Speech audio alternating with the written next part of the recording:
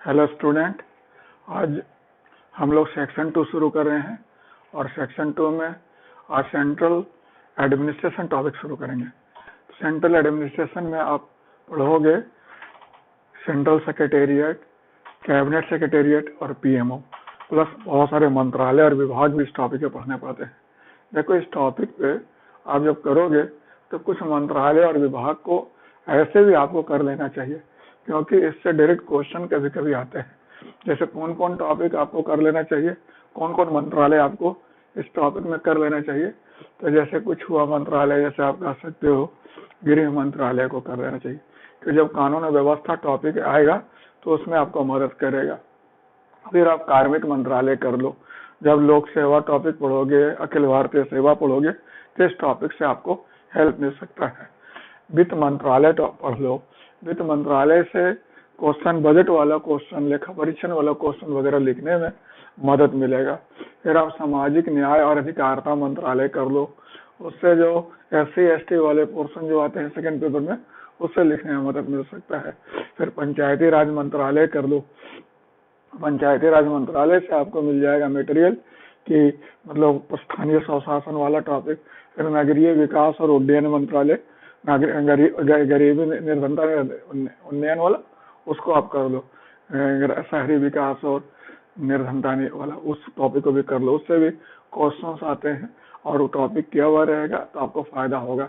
तो समझ रहे, ये सब टॉपिक आपको सेकंड पेपर में और सेकंड सेक्शन में करना है, और आगे इस पर और आपका ग्रिप बेहतर बने, पकड़ बेहतर बने, इसलिए कुछ मंत्रालय को कर देने में फायदा है। तो कौन कौन मंत्रालय मैंने बताया? कार्मिक मंत्रालय, वित्त मंत्रालय, गृह मंत्रालय, फिर बतलाया आपको पंचायती राज, फिर बतलाया सामाजिक न्याय और अधिकारिता मंत्रालय, फिर बताया नगरीय विकास वाला बतलाया, फिर आपको मतलब कल्याण मंत्रालय भी देख सको तो कर लेना। महिला कल्याण पर भी कई दफा क्वेश्चन आता है। कई दफा देखो, एक दफा क्वेश्चन आया था केंद्रीय समाज कल्याण बोर्ड पर क्वेश्चन आया था। कई दफा आता है कि महिला कल्याण या अनुसूचित जाति जनजाति के लिए जो प्रशासन के तंत्र का स्वरूप क्या है, केंद्र स्तर पर क्या है, राज्य स्तर पर क्या है, जिला स्तर पर क्या है, ये सब टॉपिक अगर उसको करोगे तो फायदा हो सकता है। एनीवे, तो जैसा कि सेकंड सेक्शन में हमने आपको अभी तक पहला तो उद्योग विकास टॉपिक पढ़ाया। तो उद्योग विकास टॉपिक में मौर्य प्रशासन, मुगल प्रशासन, ब्रिटिश प्रशासन, स्वतंत्रता प्राप्ति के बाद भारतीय प्रशासन का कैसे विकास हुआ सो बताया। फिर आया जो भारतीय प्रशासन के परिस्थिति जन्य परिवेश किया, तो परिस्थिति जन्य परिवेश में मैंने आपको बतलाया भारतीय संविधान के प्रावधान, फिर संसदीय लोकतंत्र, फिर संघवाद, फिर समाजवाद, ये सब टॉपिक पढ़ा। फिर उसके बाद हम लोग आगे केंद्रीय कार्यपालिका।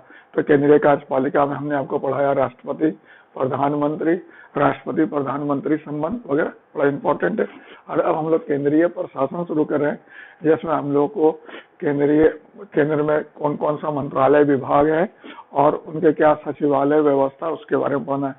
सही मायने में पब्लिक एड का सेक्शन यही से शुरू होता है। अगर इसके पहले वाला जो सेक्शन था वो तो आप जनरल स्टडी, पॉलिटी सब में पढ़ते हो, लेकिन ये सब टॉपिक एक्सक्लूसिवली पब्लिक एड के बच्चे को ही पढ़ने पड़ते हैं। क्लियर है? जैसे देखो, मैंने यहाँ पॉइंट आउट किया है कि भारतीय प्रशासन के सबसे ऊपर में कौन है? राष्ट्रपति होता है कि नहीं होता? राष्ट्रपति। राष्ट्रपति के नीचे प्रधानमंत्री हो गया, प्रधानमंत्री के नीचे मंत्रिमंडल हो गया, मंत्रिमंडल के नीचे मंत्रिपरिषद हो गया, और मंत्रिपरिषद के अंदर बहुत सारे मंत्रालय काम करते हैं। क्लियर है? There is no confusion. एक मंत्रालय के अधीन कई विभाग होते हैं। यहाँ मैं कुछ बात स्पष्ट कर दूं, कभी कई दफा ऐसा भी होता है कि कुछ मंत्रालय के अधीन एक ही विभाग होता है, और कई कई ऐसा भी देखने को मिलता है कई विभाग ऐसे जो किसी मंत्रालय के अधीन नहीं है, वो सीधे प्रधानमंत्री के अधीन काम करते हैं। हमारे ऐसा भी होता है। एनीवे, तो मंत्रालय के अधीन बहुत सारे विभाग काम करते हैं। जैसे गृह मंत्रालय के अधीन 6 विभाग काम करते हैं। सो दिस इज बेसिक पॉइंट। अब आप देखते हो, समझ रहे हैं? तो यहाँ पर क्या देखते हो कि ये विभाग का जो है नीचे बाइफर्केशन हो जाता है, 2 भागों में बढ़ जाता है, एक इधर और एक इधर।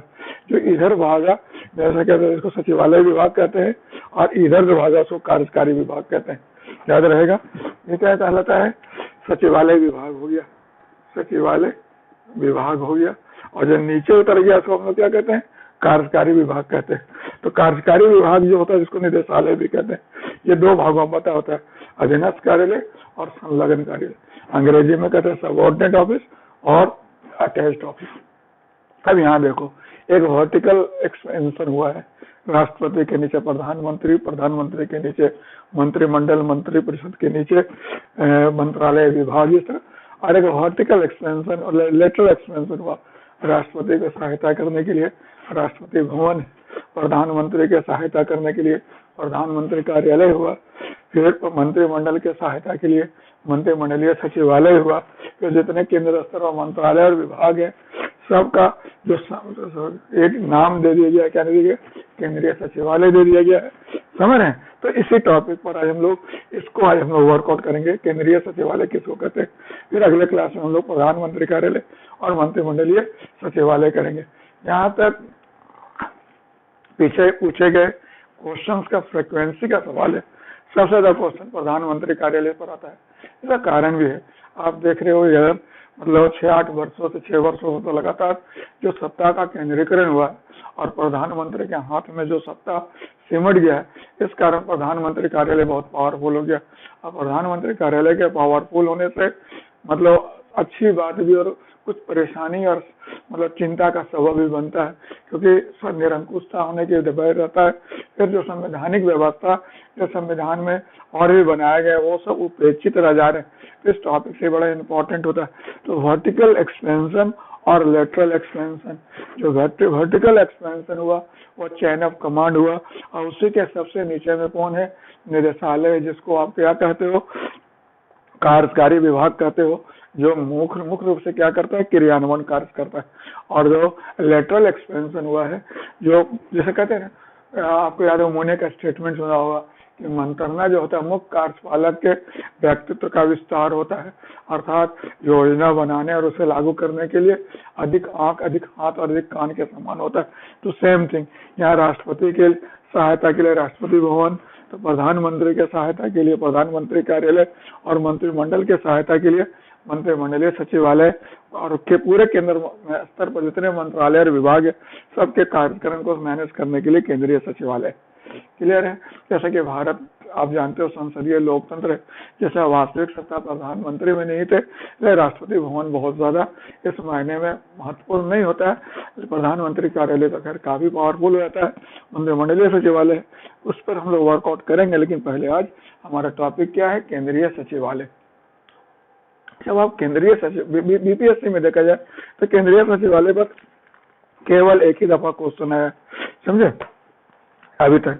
और मैं यूपीएससी का क्वेश्चन भी चेक कर रहा था कि यूपीएससी में इस टॉपिक पर कितने बार क्वेश्चन आया है, तो मुझे जानकर हैरानी हुआ कि यूपीएससी में भी इन दिनों इस टॉपिक से बहुत क्वेश्चंस नहीं आए हैं। तो ये टॉपिक जो होता है, इसलिए आपको ये बड़ा इम्पोर्टेंट हो जाता है कि आप इस टॉपिक को जरा बेहतर ढंग से कर ले। हो सकता है क्वेश्चंस बहुत दिन से नहीं आए और एग्जामिनर के जहन में आ गया तो क्वेश्चन पूछ सकता है, इसलिए ये टॉपिक को आप कर ले। और इससे भी एक फायदा और भी है कि इस टॉपिक को करने से ना आपको भारतीय प्रशासन का एक मतलब जो आंतरिक संरचना है वो भी क्लियर हो जाएगा, और आपको आपकी समझ जो इस टॉपिक पर और बेहतर हो सकता है। तो यही हम लोग आज टॉपिक डिस्कस कर रहे हैं कि केंद्रीय सचिवालय वर्चुअली है क्या, और केंद्रीय सचिवालय के संरचना में किस तरह से कार्य होता है, किस तरह कार्य व्यवहार होता है। तो उसी टॉपिक पर हम लोग को आज डिस्कस करना है। चलिए तो ठीक है, तो टॉपिक शुरू करते हैं। सबसे पहले तो मैं जरा क्वेश्चन देख रहा था कि कहीं पर ही क्वेश्चन कब आया, लेकिन मेरे को अभी एग्जैक्ट मिल नहीं रहा है। जैसे 43वां में या 42वां मैंने देखा था केंद्रीय सचिवालय वाला क्वेश्चन। एनीवे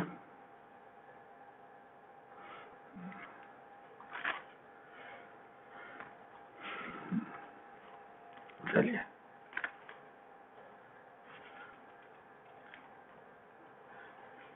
स्टार्ट करते हैं, कोई दिक्कत नहीं है। तो केंद्रीय सचिवालय पे जैसा कि जब आप केंद्रीय सचिवालय बोलते हैं तो इसका मतलब क्या होता है, मेरे को बता सकते हैं। When you talk of central secretariat what do it mean? जब आप केंद्रीय सचिवालय बोलते हैं तो इसका मतलब क्या होता है? जब आप केंद्रीय सचिवालय बोलते हैं तो केंद्रीय सचिवालय में देखिए आया था ये 39वां बीपीएससी, बाप रे बाप बहुत पहले आया इसलिए नजर नहीं आ रहा था। 39वां बीपीएससी में आया था कि भारत में केंद्रीय सचिवालय की भूमिका और संगति का आलोचनात्मक विश्लेषण करें। 39वां बीपीएससी और अभी चल रहा है आपका 65वां बीपीएससी, यानी करीब 39/40 रख लो, और इधर 65वां, मतलब 25 वर्षों में इधर इस टॉपिक से क्वेश्चन नहीं आया है, समझ रहे। तो इसलिए ये टॉपिक इंपॉर्टेंट हो जाता है, इसको आपको करना चाहिए। मैंने ये भी बताया कि इस टॉपिक को इसलिए भी कर देना चाहिए कि इससे थोड़ा समझ आपका प्रशासन के बारे में जानकारी और बेहतर हो जाएगा। तो इस टॉपिक को करने में आपको फायदा ही है, क्योंकि इसी टॉपिक से मिलता जुलता जब राष्ट्र सचिवालय करोगे तो फायदा हो जाएगा। फिर प्रधानमंत्री कार्यालय और मंत्रिमंडलीय सचिवालय जब करोगे तो उसमें भी इससे फायदा होगा। तो मैंने बताया, जब आप केंद्रीय सचिवालय बोलते हो तो इसका मतलब क्या होता है। तो केंद्रीय सचिवालय, कभी आप दिल्ली आए हो, अब दिल्ली आओगे तो देखोगे मेट्रो का एक बहुत बड़ा स्टेशन है, उसका नाम है केंद्रीय सचिवालय। तो अगर आप दिल्ली आते हो और केंद्रीय सचिवालय के नाम पर अगर अकेला बिल्डिंग खोजोगे तो नहीं मिलेगा, बल्कि यहाँ पर बहुत सारे मंत्रालय और विभाग का क्लस्टर है, उसी को क्या कहा गया, केंद्रीय सचिवालय कहा गया। तो केंद्रीय सचिवालय किसको कहते हैं, केंद्र स्तर पर, शीर्ष स्तर पर भारत सरकार के जितने मंत्रालय और विभाग हैं उसके टोटलिटी को हम लोग क्या कहते हैं, केंद्रीय सचिवालय कहते हैं। There is no confusion, clear हुआ। तो जैसे देखोगे अब जो जितने मंत्रालय और विभाग होंगे उसके समग्र स्वरूप को हम क्या कहेंगे, केंद्रीय सचिवालय कहेंगे। तो कोई भी मंत्रालय और विभाग होगा तो उसका राजनीतिक प्रधान कौन होगा, तो उसका राजनीतिक प्रधान मंत्री होगा, और प्रशासनिक प्रधान कौन होगा, सचिव होगा। तो केंद्रीय सचिवालय एक ब्रॉड कंसेप्ट है। केंद्रीय सचिवालय एक मतलब कह सकते हो एक जनरल शब्द है जो केंद्र स्तर पर राज्य में, केंद्र स्तर पर भारत सरकार के जितने मंत्रालय और विभाग अवस्थित है सबके टोटलिटी को कहते हैं।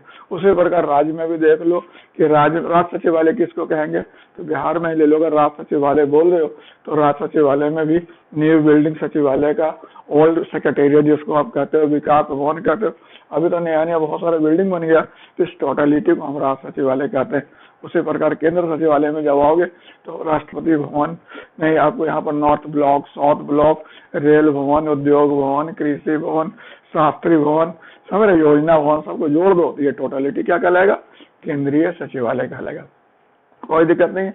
जैसा कि आप जानते हो अनुच्छेद 77 बड़ा इंपॉर्टेंट है, यही केंद्रीय सचिवालय का संरचना और कार्य व्यवहार का कारण है, समझ रहे। और उसी प्रकार राज्य में अनुच्छेद 166 होता है और राज्य सचिवालय के संरचना और कार्य व्यवहार के लिए उत्तरदायी होता है, समझ रहे। अनुच्छेद 77 के तहत राष्ट्रपति को क्या दिया गया, अधिकार दिया गया है, राष्ट्रपति को अधिकार दिया गया है कि वह मंत्रियों के बीच कार्य विभाजन और मंत्रियों के कार्यों के कार्यकुशल संचालन के संबंध में क्या कर सकता है, अधिनियम बना सकता है। आपको इस बात को तो जानकारी होगी कि केंद्र सरकार के जितने काम होते हैं सब राष्ट्रपति के नाम संपन्न होते हैं, और राष्ट्रपति को अपने नाम संपन्न होने वाले कार्य के संबंध में अधिनियम बनाने का अधिकार होता है, और वह मंत्रियों के बीच कार्य विभाजन और कार्य संचालन बेहतर ढंग से हो इस संदर्भ में भी अधिनियम बना सकता है। तो इसे आधार मानकर, और इसे आधार मान के अनुच्छेद 77 को आधार मानकर भारत सरकार में 2 अधिनियम बना है। एक नाम है भारत सरकार कार्य आवंटन अधिनियम 1961 और दूसरा है भारत सरकार कार्य संचालन अधिनियम 1961। तो इन्हीं दोनों अधिनियम पर केंद्रीय सचिवालय, प्रधानमंत्री कार्यालय, मंत्रिमंडलीय सचिवालय सब स्थापित है और कार्य करता है, याद रहेगा। एक है कार्य आवंटन के संबंध जो संरचना का निर्धारण कर रहा है, और एक है कार्य संचालन अधिनियम जो उसके कार्य व्यवहार का क्या करता है, निर्धारण करता है। There is no confusion, clear है। जैसे ये देखते होंगे कि विभागीय प्रणाली का नाम सुने हो कि नहीं, विभागीय प्रणाली किसको कहते हैं बता सकते हो, तो विभागीय प्रणाली कहते हैं जिसको आप कहते तो 1857 में लॉर्ड कैनिंग उसको ही किया था, एक्सेप्ट किया था, और 1861 का जो भारतीय परिषद अधिनियम आया था उसको उसमें रिकॉग्नाइज कर दिया गया था। अंग्रेजी में इसको पोर्टफोलियो सिस्टम कहते हैं। जैसा कि हमने आपको बताया केंद्र सरकार में जितने काम होते हैं सब किसके नाम होते हैं, राष्ट्रपति के नाम संपन्न होते हैं, लेकिन व्यवहार में कार्य कौन करते हैं, तो व्यवहार में कार्य मंत्री जी करते हैं, सारे मंत्रालय करता है, क्लियर है। जैसे देखो अनुच्छेद 112 के तहत बजट बनाने का अधिकार किसको दिया गया है, राष्ट्रपति को दिया गया है कि नहीं, अनुच्छेद 112 के तहत, लेकिन व्यवहार में बजट कौन बनाता है? वित्त मंत्रालय बनाती है। तो ये पोर्टफोलियो सिस्टम हुआ। पोर्टफोलियो सिस्टम में क्या हुआ? एक मंत्री को एकाधिक विभाग के कार्यों के लिए उत्तरदायी बनाना, इसी को विभागीय प्रणाली कहते हैं। और यही मंत्रिमंडल के मतलब का आधार, संरचना का, कार्यक्रम का आधार है। पोर्टफोलियो सिस्टम याद रहेगा, देयर इज नो कंफ्यूजन। तो पोर्टफोलियो सिस्टम हुआ कि जिसमें एक मंत्री एक अथवा एकाधिक विभाग अथवा मंत्रालय के कार्यों के लिए क्या होता है? उत्तरदायी होता है। क्लियर है? There is no confusion. Clear? तो आप जरा मैं इसको टॉपिक को समराइज कर दूं। आज हम लोग टॉपिक शुरू कर रहे हैं केंद्रीय सचिवालय। मैंने बताया केंद्रीय सचिवालय का मतलब हुआ केंद्र स्तर पर भारत सरकार के जितने मंत्रालय और विभाग जो एक जगह जमा है उसको हम केंद्रीय सचिवालय कहते हैं। उसमें कई विभाग ऐसे देखोगे जो हो सकता है किसी मंत्रालय के अधीन ना भी हो, और कई ऐसे मंत्रालय भी देखोगे जिसमें शायद एक ही विभाग होगा कई, और कुछ मंत्रालय में तो बहुत सारा विभाग होता है। जैसे गृह मंत्रालय में, वित्त मंत्रालय में बहुत सारे विभाग होते हैं क्योंकि बड़ा मंत्रालय है। क्लियर है? There is no confusion. फिर मैंने बताया केंद्रीय सचिवालय के संरचना और कार्य व्यवहार का आधार अनुच्छेद 77। अनुच्छेद 77 में राष्ट्रपति को अधिकार कि वह मंत्रियों के कार्य विभाजन और कार्य संचालन के संबंध में अधिनियम बना सकता है। क्लियर है? जैसा कि आपको पता है कि केंद्र स्तर पर सभी काम राष्ट्रपति के नाम संपन्न होते हैं, लेकिन व्यवहार में कार्य कौन करते हैं? मंत्री करते हैं। समझ रहे हैं? मंत्री जो होते हैं एक अथवा एकाधिक विभाग के कार्यों के लिए उत्तरदायी होते हैं, जिसे हम लोग क्या कहते हैं? पोर्टफोलियो सिस्टम कहते हैं। क्लियर है? भारत सरकार ने अनुच्छेद 77 के प्रावधान के तहत 2 अधिनियम बना रखा है। भारत सरकार कार्य आवंटन अधिनियम 1961 और भारत सरकार कार्य संचालन अधिनियम 1961। और इसी के तहत केंद्रीय सचिवालय का संरचना और कार्य व्यवहार संपन्न होता है। There is no confusion. अब केंद्रीय सचिवालय में किसी भी मंत्रालय और विभाग का जो ढांचा होता है बराबर ही होता है। चाहे गृह मंत्रालय का ढांचा ले लो, चाहे कार्मिक मंत्रालय के लिए ले लो, चाहे वित्त मंत्रालय को ले लो, सबका इंटरनल स्ट्रक्चर क्या होता है? बराबर होता है। तो केंद्रीय सचिवालय में कोई भी मंत्रालय उसका एक क्या हो गया? बेसिक यूनिट हो गया, मौलिक इकाई हो गया। और मंत्रालय में 3 घटक होते हैं। कौन कौन घटक होते हैं? मतलब एक होता है जिसका राजनीतिक प्रधान, जो मंत्री हो, कैबिनेट मंत्री होगा। अगर बड़ा मंत्रालय है तो जनरल मंत्रालय तो राज्य मंत्री इंडिपेंडेंट चार्ज हो सकता है। क्लियर है? फिर सहायता के लिए एक और मंत्री हो सकते हैं। फिर दूसरा होता है सचिवालय विभाग संगठन, जिसका प्रधान कौन होगा? सचिव होगा। और तीसरा क्या होगा? कार्यकारी संगठन, जिसको निदेशालय कहते हैं, जिसका प्रधान क्या होता है? निदेशक होता है, महानिदेशक, और अलग अलग नामों से भी जाना जाता है। जैसे रेलवे बोर्ड को ले लो और उसका कार्यकारी विभाग हो जो बड़ा इंपॉर्टेंट हो गया, उसे प्रसार भारती को ले लो, उसे प्रकार वहां से हर लगभग सब ऑर्गेनाइजेशन में सचिवालय में सचिवालय संगठन मिलेगा और कार्यकारी संगठन मिलेगा। सचिवालय संगठन का काम होगा नीति निर्धारण करना और कार्यकारी संगठन का काम होगा उसको लागू करना। और मंत्री क्या होंगे? इन दोनों कार्यों के लिए उत्तरदायी होंगे। इनफैक्ट मंत्री तो समस्त नीति प्रक्रिया के लिए उत्तरदायी होगा, नीति निर्धारण, नीति क्रियान्वयन, नीति मूल्यांकन, ओवरऑल। क्लियर है? तो जैसे कोई भी मंत्रालय जो होगा समझ उसका सचिवालय, केंद्रीय सचिवालय क्या हुआ? एक मतलब बेसिक मूल इकाई हुआ। और मंत्रालय किसमें बटा रहता है? मंत्रालय बटा रहता है विभाग में। और विभाग किसमें बटा रहता है? विभाग बटा रहता है संभाग में। संभाग किसमें बटा रहता है? प्रभाग में। प्रभाग किसमें बटा रहता है? शाखा में। और शाखा किसमें बटा रहता है? अनुभाग में। समझे? तो विभाग को अंग्रेजी में डिपार्टमेंट कहते हैं, जिसका प्रधान कौन होगा? सचिव होगा या विशेष सचिव होगा। हमारे जो सचिव होगा उसका पूरे विभाग पर कार्य पूरी तरह की जवाबदेही अखंडित होगी, पूरे की जवाबदेही वही लेगा। हमारे मंत्री जी को जवाबदेही निर्वहन करने में सहयोग देना, विभाग के सभी कार्यों के लिए उत्तरदायी होना, सब किसका काम होता है? विभाग के सचिव का होता है, जो बड़ा इंपॉर्टेंट पद माना जाता है सचिवालय में। समझ रहे हैं? दूसरा, वो विभाग किसमें बटा होता है? संभाग में। उसको अंग्रेजी में क्या कहते हैं? विंग्स कहते हैं। जिसका प्रधान कौन हो सकता है? वैसे तो उसका सैंक्शन पोस्ट संयुक्त सचिव है, लेकिन कहीं कहीं अपर सचिव भी यानी एडिशनल सेक्रेटरी भी बैठ सकते हैं। क्लियर है? फिर संभाग किसमें बटा होगा? प्रभाग या बटा होगा, प्रभाग का प्रधान कौन होंगे, वैसे तो उसका टेक्निकल, उसका जो जनरल है उप सचिव है, कहीं कहीं निदेशक भी कहते हैं उनको। 1962 में निदेशक पद का व्यवस्था किया गया है। अगर किसी पद को लाइन और स्टाफ दोनों रिस्पॉन्सिबिलिटी दिया गया है तो निदेशक कहलाएगा, और केवल स्टाफ रिस्पॉन्सिबिलिटी है तो उप सचिव कहलाएगा। लेकिन ये उप सचिव भी अपने स्तर पर बड़ा महत्वपूर्ण अधिकारी होता है, क्योंकि सचिव के बाद जो नेक्स्ट जो इम्पोर्टेंट काम यही करता है और मैक्सिमम काम यही निपटाता है। तो उस प्रभाग स्तर पर उप सचिव को बड़ा महत्वपूर्ण अधिकारी माना जाता है। उसके नीचे क्या होगा, शाखा होगा। शाखा का प्रधान कौन होगा, अवर सचिव होगा। यहाँ से लेकर सचिव से लेकर अवर सचिव स्तर तक को हम लोग अधिकारी वर्ग कहते हैं, और इनको क्या है, निर्णय लेने का अधिकार है। समझ, इसमें सबसे ऊपर निर्णय लेने का अधिकार सचिव को है, और सबसे निम्न स्तर पर कौन है, अवर सचिव है, जिसको अंडर सेक्रेटरी कहते हैं। शाखा अनुभाग या बटा होता है, जिसको अंग्रेजी में सेक्शन कहते हैं, जिसका प्रधान अनुभाग अधिकारी होता है, जिसको सेक्शन ऑफिसर कहते हैं। उसके सहायता के लिए assistant section officer, UDC, LDC, MTS और बहुत सारे कर्मचारी होते हैं। ये कार्यालय का हिस्सा है। इसका काम है कागज को दुरुस्त रखना, फाइल को मेंटेन करना और निर्णय के लिए आगे बढ़ाना। तो अगर छोटा मोटा विषय होगा तो यही निर्णय ले लेगा, अगर इससे भी निर्णय नहीं हो पाएगा तो आगे भेजेगा। अगर अंत में किसके पास पहुंचेगा, विभाग के पास पहुंचेगा, यानी सचिव के पास। और इनके से अगर सचिव भी निर्णय नहीं ले पाया तो फिर क्या करेगा, उसको मंत्रिमंडलीय सचिव के पास भेजेगा, और फिर जैसे आया उसी तरह से वो लौट जाएगा।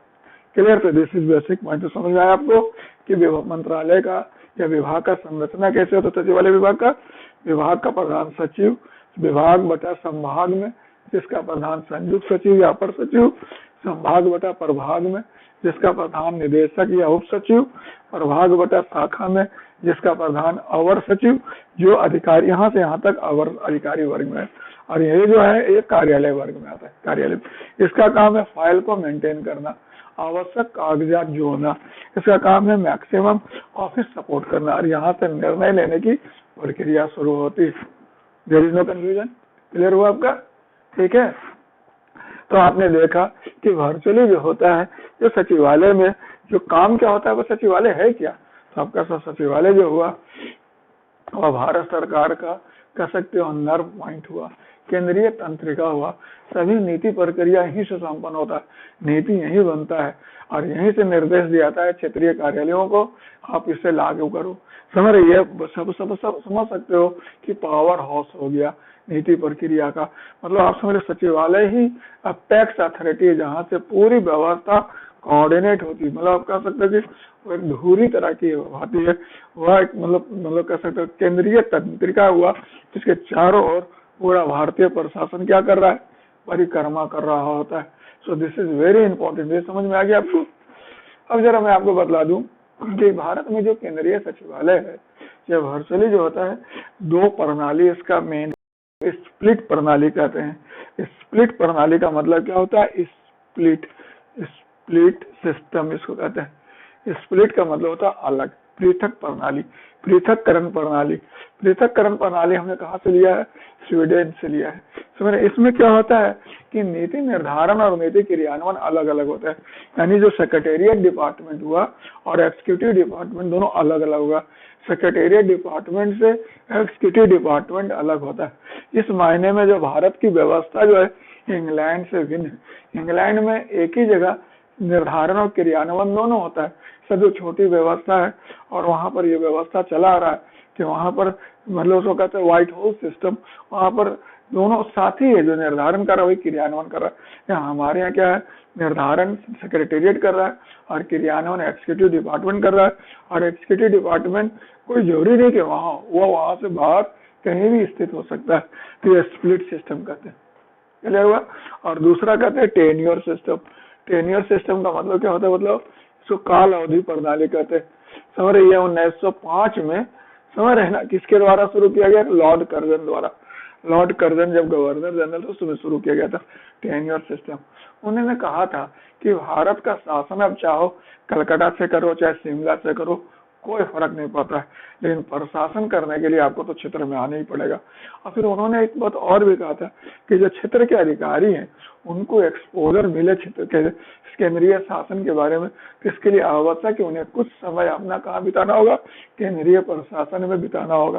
तो एक निश्चित टेन्योर होता है, 5 साल, 4 साल, 3 साल, उसके लिए वो केंद्र प्रशासन में आते हैं, यहाँ सेवा देते हैं और फिर लौट जाते हैं। इसी को हम लोग क्या कहते हैं, टेन्योर सिस्टम कहते हैं। इसके पीछे दर्शन क्या है, इसके पीछे दर्शन है कि क्षेत्रीय कार्यालय और शासन के बीच में तारतम्यता बना रहे। क्षेत्र के अधिकारी को मुख्यालय में क्या चल रहा है उसकी वास्तविकता हो, और मुख्यालय में बैठे अधिकारी को क्षेत्रीय वास्तविकता से जानकारी मिलता रहे। तो इसी के लिए हम लोग टेन्योर सिस्टम बनाए। और स्प्लिट सिस्टम में क्या हुआ, नीति निर्धारण अलग, नीति क्रियान्वयन अलग। नीति निर्धारण काम किसका हुआ, सचिवालय का, और नीति क्रियान्वयन काम किसका हुआ, कार्यकारी विभाग का। Clear, there is no confusion. अब सचिवालय में एक चीज और भी हम लोग देखते हैं, इसको हम लोग कहते हैं कि डेस्क प्रणाली। तीसरा चीज यहाँ पर आप देखोगे डेस्क प्रणाली लागू किया है। ये प्रथम प्रशासनिक सुधार आयोग के अनुशंसा पर लागू किया गया है। समझ, इनफैक्ट जनरली होता क्या है, जो सचिवालय में काम होता है वो देखोगे कि काफी लेंथी प्रोसेस होता है। जैसे आप कभी दिल्ली आओगे या कहीं कभी मौका मिला होगा आने का, तो आपने देखा होगा किसी भी मंत्रालय विभाग में चले जाओ, जैसे आप कृषि मंत्रालय में गए, उद्योग मंत्रालय में गए, शास्त्री भवन में गए, तो जैसे आप जाओगे तो वहां पर आपको एक रिसेप्शन ऑफिस मिलेगा, इसको कहते हैं स्वागत कार्यालय, या उसको कह सकते हो चीफ रिसेप्शन ऑफिसर बैठता है वहाँ। समझ रहे, वह वर्चुअली हो सकता है अंडर सेक्रेटरी या सेक्शन ऑफिसर लेवल अधिकारी होगा। समझ रहे, उसके साथ 2-4 कर्मचारी और बैठे रहेंगे। इसका काम क्या है कि जो भी बाहर से लोग आएगा सबसे पहले उसी से मिलेगा, और वही अपॉइंटमेंट फिक्स करेगा ऊपर किसके पास जाना है, क्या काम है वगैरह वगैरह। अगर पास बनाना तो ये बनाएगा।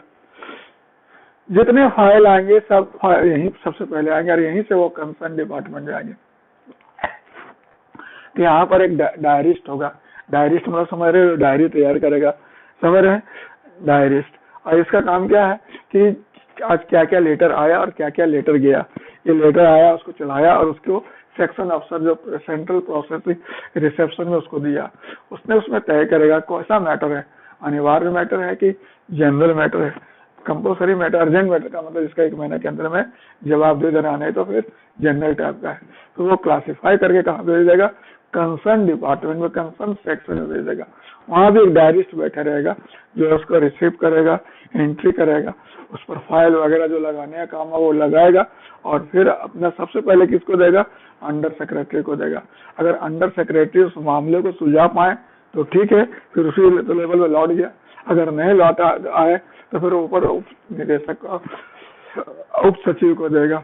इस प्रकार जैसे जिस तरह का मैटर होगा ऊपर जाएगा, फिर उसी तरह जैसे आया लौट जाएगा, यानी वो सेक्शन फिर भेज देगा जो रिसेप्शन है वहां, और वहां से जहां पर आया वहां चला जाएगा। तो इसमें काफी टाइम लग जाता है, समझ। और एक्चुअली क्या होता है कि जो कंसर्न विषय होते हैं उनको अनावश्यक रूप से विभिन्न चरणों से होकर गुजरना पड़ता है। तो उसी को दूर करने के लिए प्रथम प्रशासनिक सुधार आयोग ने डेस्क बनाया कि जो फाइल होगा पहले ही तय कर दिया जाएगा कि किस डेस्क का विषय है। जैसे इस डेस्क प्रणाली में इसको नहीं रखा जाता, सचिव उससे ऊपर होता है। तो पहला डेस्क बनता है किसका, अपर सचिव का, पहला डेस्क होगा। दूसरा सचिव किसका होगा, डेस्क हुआ उप सचिव का, और तीसरा डेस्क किसका होगा, अवर सचिव का होगा। मतलब शुरू में ही तय कर लिएगा मैटर किस लेवल का है, अवर सचिव स्तर का है कि अपर सचिव स्तर का है या फिर उप सचिव स्तर का, और सीधे वहीं भेजेगा। और यहाँ पर क्या होगा, यहाँ पर जैसे उप सचिव हुआ तो एक अधिकारी के बीच में एक लेवल जंप करेगा, यानी मोटा मोटी देखो अगर अपर सचिव है तो उसके जो डेस्क बनेगा उसमें ये नहीं शामिल होगा। इसमें कौन कौन शामिल होगा, अवर सचिव सम्मिलित होगा, ये एक बीच वाला गायब हो जाएगा, और फिर एक हो जाएगा अनुभाग अधिकारी हो जाएगा, समझ रहे हैं, ये दोनों केवल शामिल होंगे। क्लियर। उसके बाद अगर इसका डेस्क बनता है तो इसमें ये शामिल नहीं होगा बल्कि अनुभाग अधिकारी और सहायक होगा। अगर इसका डेस्क बनता है तो ये शामिल नहीं होगा बल्कि सहायक और यूडीसी होगा। मतलब लेवल जंप करता है ताकि काम जो है जल्दी निबट जाए। तो डेस्क प्रणाली समझ में आया, मैं फिर से बतला दूं, डेस्क प्रणाली प्रशासनिक सुधार आयोग प्रथम के अनुशंसा पर लागू किया गया है।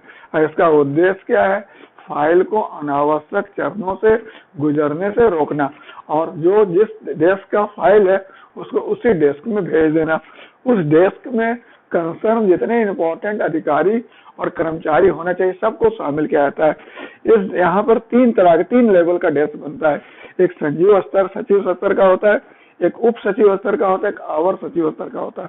और जो जिस डेस्क में अधिकारी लोग को शामिल किया जाता है उसमें लेवल जंपिंग किया जाता है, यानी कि नेक्स्ट अधिकारी को छोड़कर उसके जो 2 अधिकारी बाद वाले उनको शामिल किया जाता है। जैसे संयुक्त सचिव के डेस्क में उप सचिव शामिल नहीं होगा, उप सचिव के डेस्क में अवर सचिव शामिल नहीं होगा, समझे, और उसके बाद वाले 2 को शामिल करेगा और मामला सीधे वहीं जाएगा और वहीं से वो लौट जाएगा।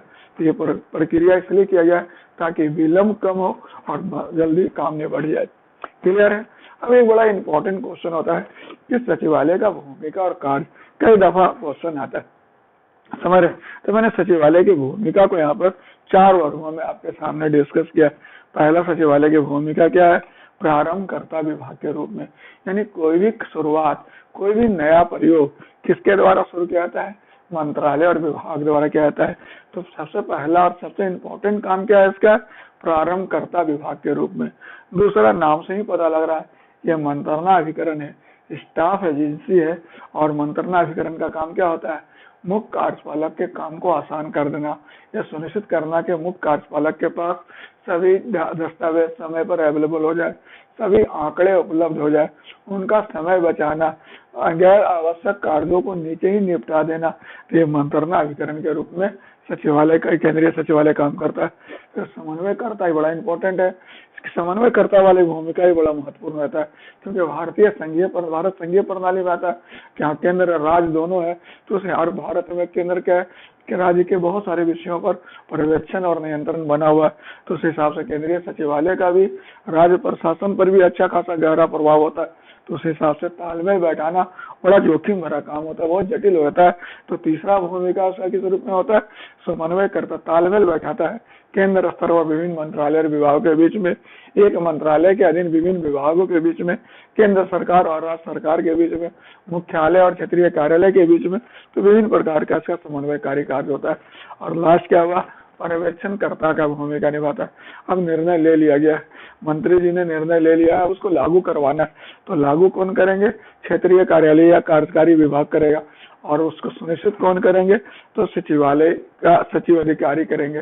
वो सुनिश्चित करेंगे कि जो कार्यकारी विभाग है वह बेहतर ढंग से उसको लागू कर रहे हैं अथवा नहीं। तो वहां पर वह किसी की भूमिका निभाएंगे? पर्यवेक्षणकर्ता की भूमिका निभाएंगे। तो 4 भूमिका याद रखिएगा सचिवालय का है। पहला है प्रारंभकर्ता विभाग के रूप में भूमिका, दूसरा मंत्रणा अभिकरण के रूप में भूमिका, तीसरा समन्वयकर्ता अभिकरण के रूप में भूमिका, और चौथा पर्यवेक्षणकर्ता अभिकरण के रूप में भूमिका। अब रहे अगर कार्य आपको लिखना हो तो कार्य को भी हम लोग क्लासिफाई कर सकते हैं कि सचिवालय, केंद्रीय सचिवालय के कार्य को हम लोग 3 वर्गों में बांट सकते हैं। एक सामान्य कार्य हुआ, या जिसको आप नीतिगत कार्य कह सकते हो, दूसरा कार्मिक कार्य हुआ, और तीसरे वित्तीय कार्य हुआ। तो सामान्य कार्य या नीतिगत कार्य क्या हुआ? नीति को स्वीकार करना, अस्वीकार करना, संशोधन करना वगैरह वगैरह। कार्मिक कार्य में क्या हुआ? कर्मचारी को छुट्टी देना, कर्मचारी को प्रशिक्षण पर भेजना, कर्मचारी का पदोन्नति करना, अनुशासनात्मक कार्रवाई करना। और वित्तीय कार्य में बजट बनाना, फिर से पैसा अगर घट रहा है तो उपलब्ध कराना, वित्तीय नियंत्रण रखना। तो 3 प्रकार का काम सचिवालय करता है। लेकिन ऐसे अगर आपको कुछ और लिखना हो तो आप लिख सकते हो ये क्या क्या काम करता है, बताइए।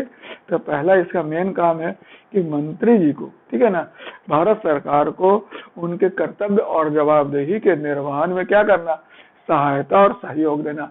भारत सरकार को, मंत्री जी को उनके कार्य और जवाबदेही के निर्वहन में सहयोग देना। नेक्स्ट क्या होता है? नियम कानून बनाना, रेगुलेशन बनाना वगैरह। फिर क्षेत्रीय योजना बनाना, कार्यक्रम बनाना वगैरह, बजट बनाना, व्यय पर नियंत्रण रखना हुआ। फिर नेक्स्ट हुआ प्रशासनिक और वित्तीय अनुमोदन करना। जो प्रपोजल नीचे से आया हुआ है इसको अनुमोदित कौन करेगा? सचिवालय करेगा। तो प्रशासनिक अनुमोदन और वित्तीय अनुमोदन। फिर जो क्रियान्वयन हो रहा है उस पर क्या करना? पर्यवेक्षण करना और नियंत्रण करना। फिर क्या होगा? नीति का व्याख्या करना, तालमेल बैठाना, खासतौर पर राज्यों के साथ बेहतर संबंध बनाए रखना। नेक्स्ट क्या मतलब ये प्रशासनिक, संगठनात्मक और कार्मिक दक्षता कैसे बनाया जाए, कैसे बढ़ाया जाए, इसका उपाय करना। और लास्ट में क्या हुआ, मंत्री को संसदीय जवाबदेही के निर्वहन में सहयोग देना, क्योंकि मंत्री जी से संसद में जो प्रश्न पूछा जाता है उसका आंसर कौन तैयार करते हैं, तो सचिवालय के अधिकारी तैयार करते हैं, तो मंत्री को संसदीय दायित्व के निर्वहन में सहयोग देता है। तो अगर ये आप जानोगे ना, तो फिर आप कोई मंत्रालय विभाग के बारे में लिखोगे तो आप उसके आधार पर अपना व्याख्या करके लिख सकते हो कि भूमिका 4 है और कार्य 3 प्रकार का। और यहाँ पर तो मैंने आपको इन जनरल बताया कि सचिवालय, चूंकि केंद्रीय सचिवालय मंत्रणा अभिकरण है, तो इसका मेन काम क्या हुआ, भारत सरकार के जो जवाबदेही है, कर्तव्य निर्वहन है, उसमें सहायता करना, सहयोग करना। ये मंत्री जी को नीति निर्धारण करने में, नीति प्रक्रिया करने में सहयोग देते हैं, या विधि बनाने में, उसे संशोधित करने में उसमें मदद करते हैं, क्षेत्रीय योजना बनाने में, कार्यक्रम बनाने में सहयोग देते हैं, बजट बनाते हैं और व्यय पर नियंत्रण रखते हैं। कोई भी क्षेत्र से भेजे गए योजनाओं को, कार्यक्रम को वित्तीय और प्रशासनिक रूप से अनुमोदित करते हैं। फिर क्रियान्वयन जो हो रहा है उसका पर्यवेक्षण और नियंत्रण रखते हैं। फिर नीति का कहीं कंफ्यूजन हो गया तो नीति का व्याख्या किया और तालमेल बैठाया।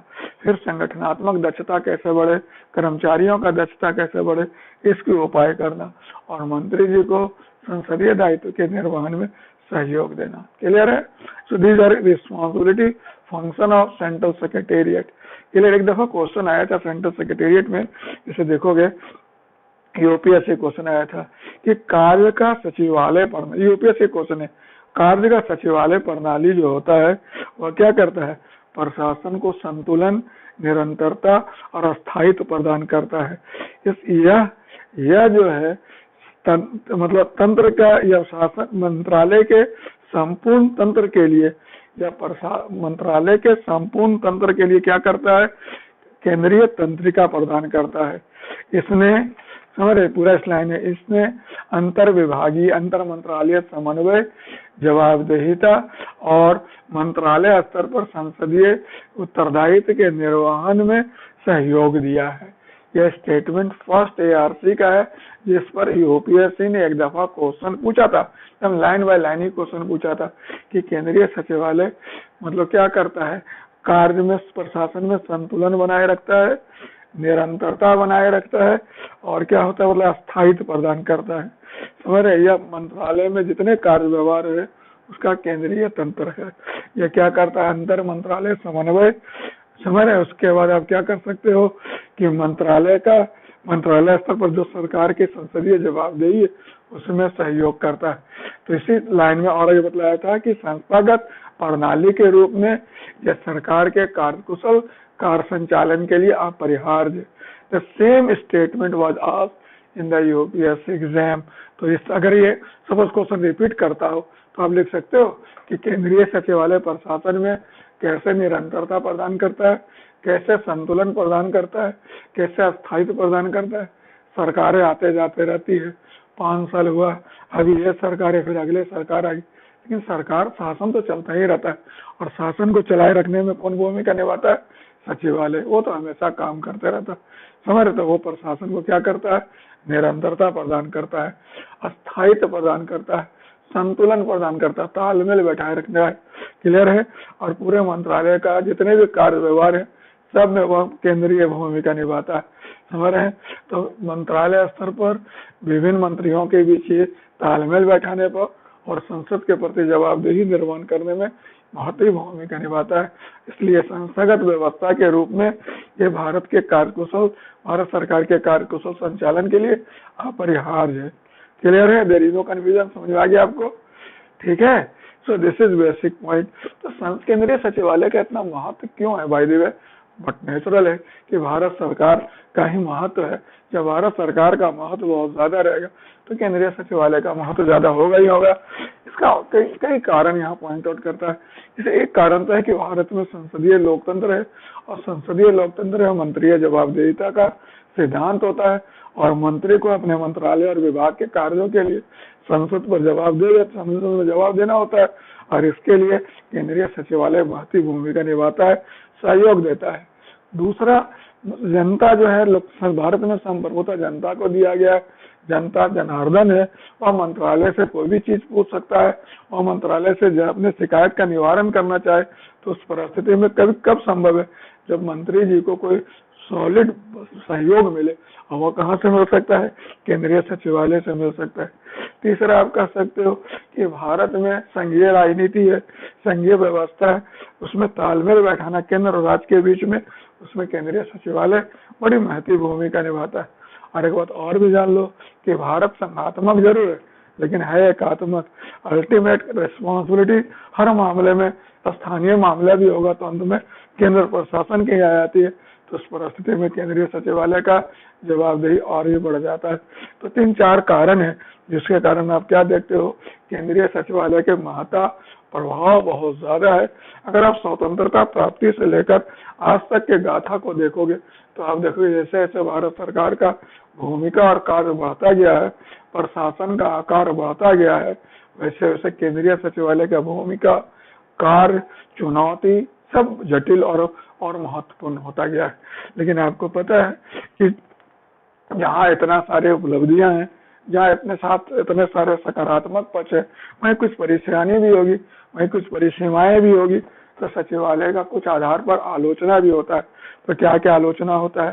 पहला तो आलोचना होता है कि ये तो बनाया गया नीति निर्धारण के लिए और नीति क्रियान्वयन का कार्य किसको दिया गया, निदेशालय को, लेकिन ये ज्यादातर इन्वॉल्व रहता है उसी काम में, अपना काम छोड़कर ये क्षेत्रीय कार्यों में ज्यादा भी रुचि लेता है।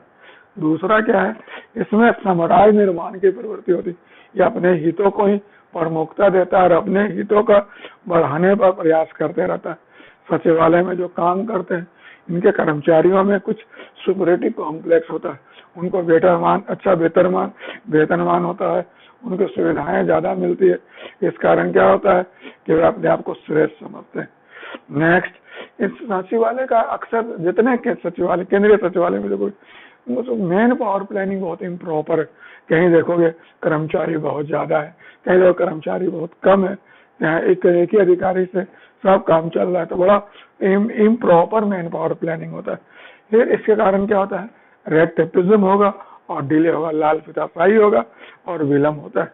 इसके बाद और क्या होता है, मैं चूंकि जितना भी केंद्रीय सचिवालय दिल्ली में और दिल्ली सदैव आकर्षण रहता है अधिकारियों के लिए, तो सब लोग का टेंडेंसी रहता है बस किसी तरह सचिवालय आ जाओ, यहाँ आराम का जिंदगी जियो, क्षेत्र जाना नहीं चाहते। नतीजा क्या होता है, क्षेत्र में अधिकारी नहीं मिलेंगे और कई सरकार जबरदस्ती केंद्र से मांगते कि मेरे अधिकारियों को आप रिलीव करो जो बहुत दिनों से यहाँ जमे हुए, हमारे उस मेन पावर नहीं उनको मैनेज करने के लिए। और स्वतंत्रता प्राप्ति से जितना विभाग मंत्रालय बढ़ते गया है, समन्वय की समस्या और जटिल होता गया। और last but not the least कि सचिवालय जो है ना मेन काम नहीं करता है, गैर जरूरी कामों में ज्यादा इन्वॉल्व रहता है, तो ये भी उसकी एक इम्पोर्टेंट लिमिटेशन। तो पहला क्या हुआ, पहला हुआ क्षेत्रीय कार्यों में ज्यादा संलग्नता, जबकि उसको अपने कार्यों में संलग्न होना चाहिए। दूसरा साम्राज्य निर्माण की प्रवृत्ति। तीसरा क्या होता है, अधिमान की भावना। चौथा क्या है, असंगत मानव श्रमिक नियोजन। फिर लाल फीताशाही और विलम्ब। फिर बतलाया सभी अच्छे कर्मचारियों का सचिवालय में चिपके रहने की प्रवृत्ति, परिणामता क्षेत्रों में अधिकारियों का अभाव। फिर विभागों में संख्या में वृद्धि से समन्वय की समस्या और सचिवालय का गैर आवश्यक कार्यों में अत्यधिक संलग्नता। तो ये सब कुछ और भी देख सकते हो। क्लियर है, ये सब क्या है जो सचिवालय के तौर तरीकों को क्या करता है, परिसीमित कर देता है, थोड़ा इसकी महत्ता को कम कर देता है। ठीक है, लेकिन आपको पता है चूंकि केंद्रीय सरकार का, भारत सरकार का केंद्रीय तंत्रिका, इसलिए हमेशा इस पर वर्क होते रहा, हमेशा इसको दुरुस्त करने का प्रयास किया जाता रहा।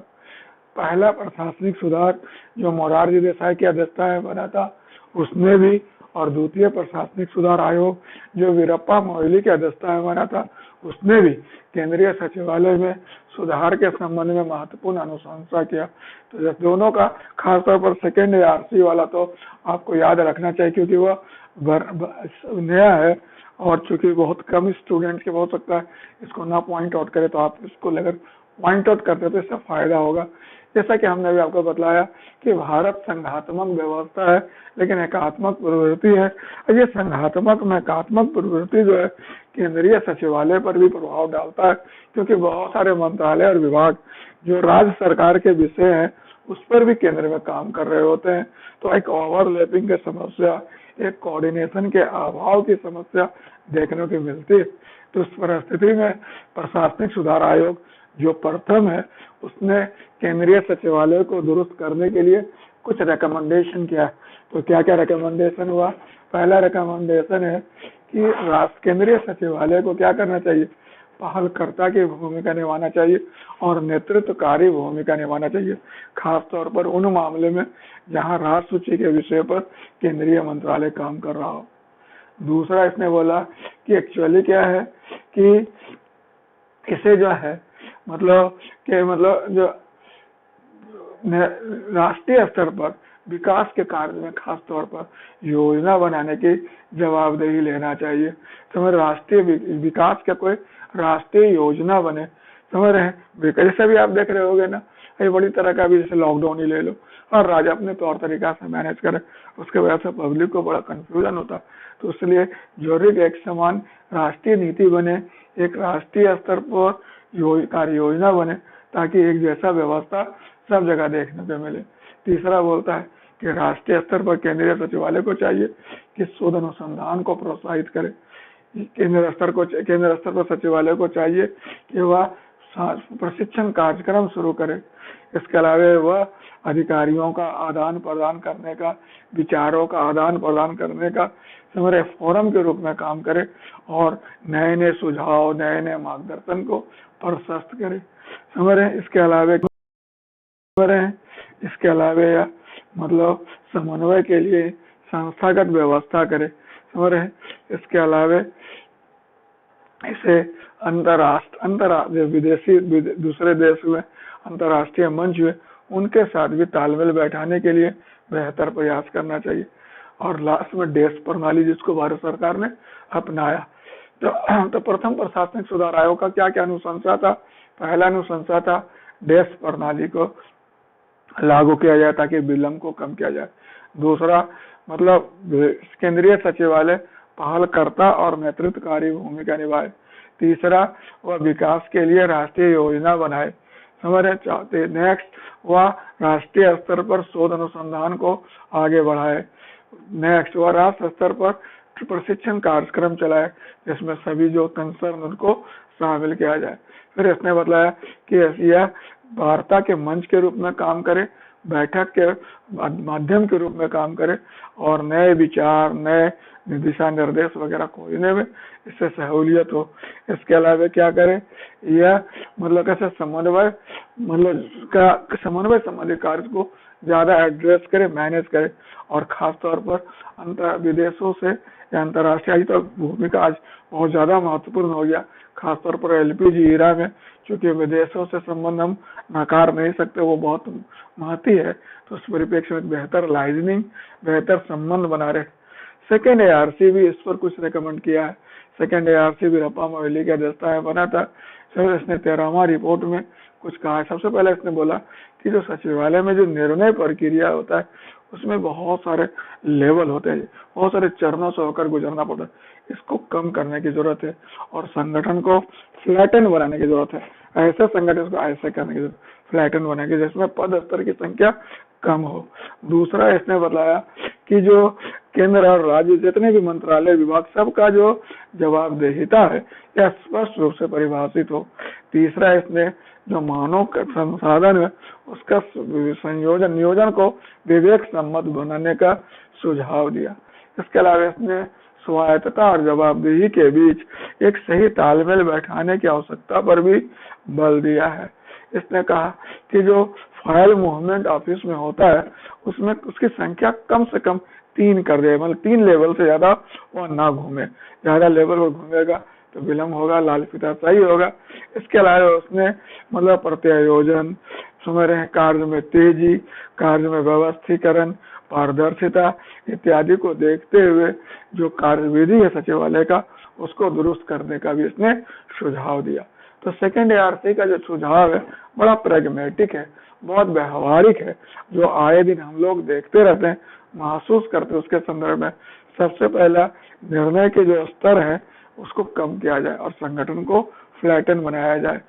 दूसरा, सभी मंत्रालय विभाग स्तर पर जवाबदेही स्पष्ट रूप से विभाजित किया जाए। तीसरा, मानव संसाधन का उपयुक्त नियोजन किया जाए। चौथा, मंत्रालय को जो स्वायत्ता मिली है, जवाबदेही मिला, इन दोनों के बीच में तालमेल होना चाहिए। फिर क्या है, जो फाइल मूवमेंट होता है वो अधिकतम 3 हो, यानी एक फाइल अधिकतम 3 जगह से ज्यादा ना घूमे। नेक्स्ट, जो कार्यविधि अधिनियम है, कार्यविधि का जो मैनुअल है, नियमावली है, उसको फिर से बनाया जाए, जैसे प्रत्यायोजन, जिसमें कार्य में तेजी, कार्य में व्यवस्थीकरण, पारदर्शिता इत्यादि को जगह दी जाए। इस प्रकार आप देखते हो कि केंद्रीय सचिवालय, समझ रहे हैं ना, केंद्रीय सचिवालय को कार्य व्यवहार में विवेक सम्मतता लाने के लिए, समझ सरलता लाने के लिए, दक्षता बढ़ाने के लिए, मितव्ययता बनाने के लिए लगातार वर्कआउट किया जा रहा है। समझ रहे, और ये सब चीजों को समझ रहे केंद्रीय सचिवालय में समाहित करना बहुत जरूरी है, ताकि तभी केंद्रीय सचिवालय की सार्थकता क्या होगा, सिद्ध होगा। जैसा कि हमने बताया, केंद्र सरकार का पावर हाउस है, या केंद्र सरकार का मतलब इंजन है जिस पर केंद्र सरकार काम करती है। तो इसके कार्य व्यवहार जितने सरल होंगे, इसके कार्य व्यवहार जितने विवेक सम्मत होंगे, इसके कार्य व्यवहार जितने कार्यकुशल होंगे, जितने मितव्ययी होंगे, जितने पारदर्शी होंगे, उतने ये क्या होंगे, बेहतर समझे जाएंगे, उतना ये भारत सरकार प्रभावकारी माना जाएगा। तो मैं समझता हूँ एक टॉपिक मैंने आज आपको कराया, तो आप इसको अपने से कोशिश करिएगा। ये क्वेश्चन आया था ना 39वां बीपीएससी का, इसको आप लिख के लाइए। सर क्वेश्चन है, केंद्र भारत में केंद्रीय सचिवालय की भूमिका और संगति यानी प्रासंगिकता का आलोचनात्मक विश्लेषण करें। ये क्वेश्चन को आप कर लिख के लेते आइएगा, समझ रहे हैं। और हम लोग कल या परसों भी देखेंगे प्रधानमंत्री कार्यालय और मंत्रिमंडलीय सचिवालय करेंगे। इसी में सचिव निदेशक टॉपिक भी अच्छा टॉपिक है। एक बार आपको बतला दूं, 43वां बीपीएससी में समझ रहे सिर्फ 3.5 क्वेश्चन केवल सचिवालय से आ गया था। तो अगर कोई स्टूडेंट सचिवालय पोर्शन ढंग के करना, 5 क्वेश्चन करना ही है, उसमें 3.5 क्वेश्चन सचिवालय से मिल गया, तो इससे बेहतर क्या हो सकता है, समझ। तो इसलिए आपको चाहिए इस टॉपिक को बेहतर ढंग से वर्कआउट करना। इससे आपका कंसेप्ट क्लियर होगा कि प्रभाग किसको कहते हैं, शाखा किसको कहते हैं, बेस सिस्टम किसको कहते हैं, टेन्योर सिस्टम किसको कहते हैं, स्प्लिट सिस्टम किसको कहते हैं, साम्राज्य निर्माण क्या होता है, दक्षता कैसे बढ़ाया जाए, वगैरह वगैरह। तो आप लिखें, अगर आपको कोई दिक्कत हो तो आप संपर्क भी कर सकते हैं। Okay, all the best, enjoy.